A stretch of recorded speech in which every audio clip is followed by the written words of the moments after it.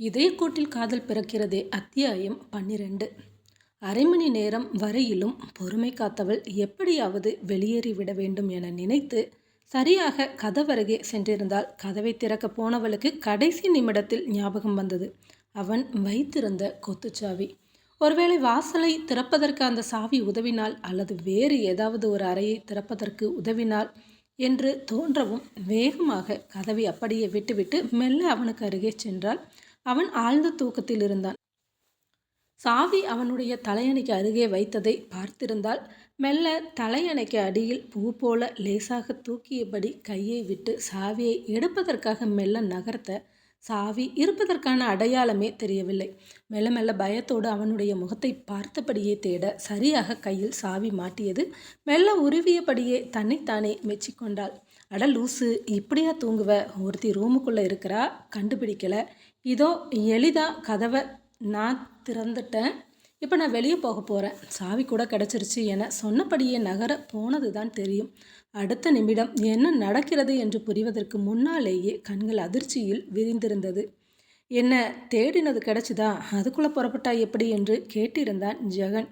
கைப்பிடித்து இழுத்த வேகத்தில் கட்டிலில் மொத்தமாக சரிந்து விழுந்திருந்தாள் சாரா. அவளை எங்கும் அசைய விடாதபடி 2 கைகளையும் பிடித்து கொண்டு கேட்க அவன் முகம் இப்போது இன்னமும் பெரியதானது போல தோன்றியது இவளுக்கு. பயத்தில் பார்த்தபடியே விடுங்க என்று கத்தினாள். ஹலோ, நீ வந்திருக்கிறது என்னோட வீட்டுக்குள்ள, அது தெரியுமா? நான் எப்படிப்பட்டவன் என்ன ஏதுன்னு தெரியாமல் எவ்வளவு தைரியமாக என்னோட அறைக்குள்ளேயே வருவ சாரா என்று சொல்ல இவளுக்கு இன்னமும் அதிர்ச்சி தொற்றிக்கொண்டது.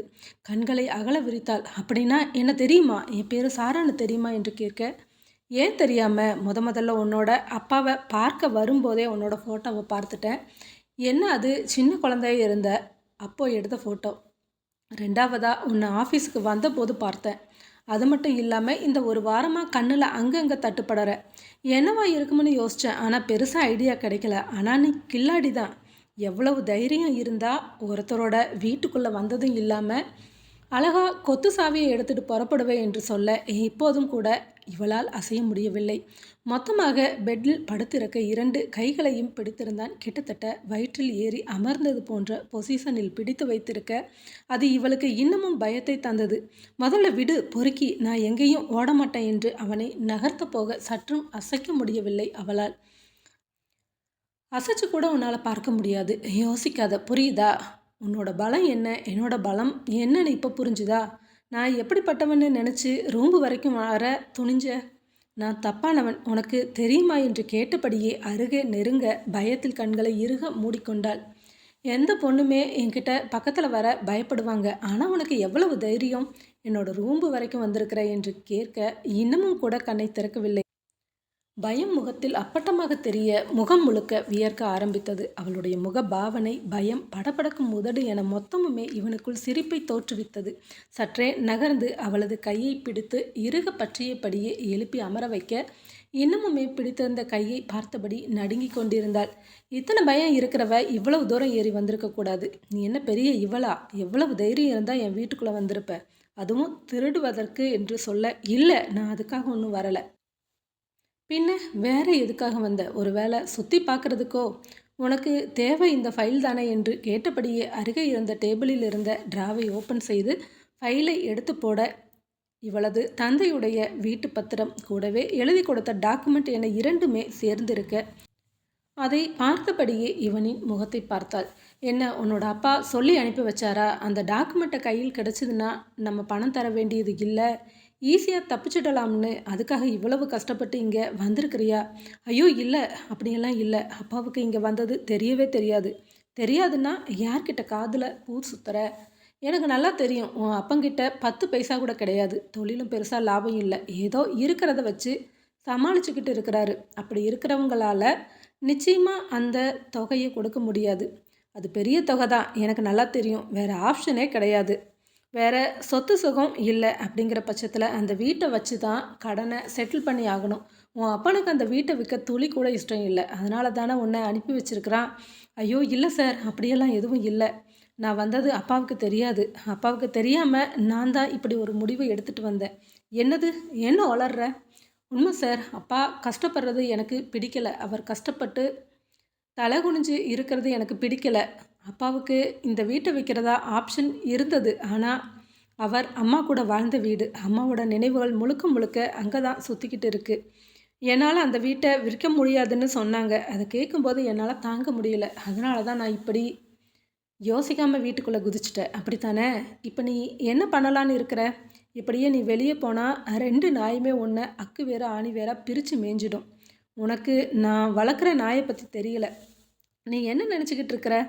எவ்வளவு தைரியம்! அதுவும் சாவியை எடுத்துட்டு கிளம்புற என்று சொல்ல எனக்கு வேறு வழி தெரியல. தெரியாமல் உள்ளே வந்துட்டேன். இப்போ உங்கள் டாக்குமெண்ட்டோ வேறு எதுவுமே எனக்கு வேணாம். என்னை விட்டால் போதும். நீங்கள் சத்தம் இல்லாமல் இருந்தீங்கன்னா காலையில் கூட சத்தம் இல்லாமல் வெளியேறி இருப்பேன். நான் வந்தது கூட உங்களுக்கு தெரிஞ்சிருக்காது. யார் சொன்னா? நீ எப்போ என்னோடய வீட்டு தெரு மூலையில் வந்து நின்னையோ அப்போவே எனக்கு நல்லா தெரியும். அந்த நிமிஷத்துலேருந்து நான் உன்னை வாட்ச் பண்ணிக்கிட்டு இருக்கிறேன். நீ பின்கேட் வழியாக எகிரி குதிச்சதும் தெரியும், ரூமுக்குள்ளே வந்ததும் தெரியும். ஏன் ரூமுக்குள்ளே உள்ளே போன அந்த கடைசி நிமிஷம் வரைக்கும் தெரியும். எங்கே ஒளிஞ்சிருந்தேன்னு எனக்கு தெரியும். சரி, எவ்வளவு தூரம்தான் போகிறேன்னு பார்க்கலாங்கிறதுக்காகத்தான் நான் சத்தம் இல்லாமல் இவ்வளவு நேரம் பொறுமையாக இருந்தேன். நீ என்ன நினச்சிக்கிட்டு இருக்கிற? நான் நல்லவன்லாம் கிடையாது. வந்ததுக்கு உனக்கு ஏதாவது பனிஷ்மெண்ட் கொடுக்கணும்ல என்று சொன்னபடி அவளை அருகே இழுக்க சட்டென பயந்துடன் பின்னால் நகர ஆரம்பித்தாள். இதை பாரு, எதா இருந்தாலும் பேசி தீர்த்துக்கலாம். நீ நல்லவன் இல்லை தான். எனக்கு நல்லா தெரியும். நீ நினைக்கிற மாதிரி பொண்ணு நான் இல்லை. என்னது? நான் நினைக்கிற மாதிரி பொண்ணு நீ இல்லையா? நட்ட நடு ராத்திரி கொஞ்சம் கூட யோசிக்காமல் ஒருத்தனோட வீட்டுக்குள்ளே எகிரி குதித்து திருடுறதுக்கு வந்திருக்கிற அப்படிப்பட்ட பொண்ணு நல்லவளா? நான் எப்படி வேணும்னாலும் யோசிக்கலாம், தப்பில்லை என்று இன்னமும் அருகே நெருங்க பின்னுக்கு வேகமாக நகர ஆரம்பித்தாள். இதை பாரு, நான் பண்ணினது தப்பு தான். நீ எனக்கு வேற என்ன தண்டனை வேணும்னாலும் கொடு. தயவு செஞ்சு கிட்ட வராத, எனக்கு பயமாக இருக்குது என்று சொல்லி அழ ஆரம்பிக்க, என்ன இவ்வளவு தான் உன்னோட வீரமா? என்னவோ பெரிய இவளாட்டம் பேசின. இத்தனை தைரியமாக உள்ளே நுழைஞ்சவ இதை பற்றியெல்லாம் யோசிச்சிருக்கணும். தப்பு தான். நான் வந்து தினேஷ் வீட்டில் போய் லெட்டர் எடுத்த மாதிரி நினச்சிட்டேன். அது தப்பு தான் என்று சொல்ல, ஓ, ஆக ஏற்கனவே இதிலெல்லாம் அனுபவம் இருக்குது இல்லையா? அங்கே நீ ஈஸியாக தப்பிச்சிருக்கலாம். அதுக்காக அதே மாதிரி என் வீட்டுக்குள்ளேயும் உள்ள நுழைவியா என கேட்டபடியே இன்னமும் நெருங்க சுவரின் முனையில் சென்று தஞ்சம் அடைந்திருந்தாள். இதை பாருங்க, நான் தப்பு பண்ணிட்டேன், இல்லைன்னு சொல்லலை. சட்டப்படி கொண்டு போய் போலீஸில் பிடிச்சு கொடுங்க. நான் அப்பாவை கூப்பிட்டு சொல்லிக்கிறேன். ஓ, அப்படின்னா உங்கள் அப்பா மான மரியாதை போகாதா? இதெல்லாம் கேட்டால் அந்த ஆள் உயிரோட இருப்பான்னு நினைக்கிறியா? ஐயோ என்று வேகமாக கத்த, என்ன பயப்படுறியா? துளி கூட பயமில்லாமல் தானே இந்த வீட்டுக்குள்ளே வந்த என்று கேட்க தலை குனிந்தபடி நின்றிருந்தாள் சாரா.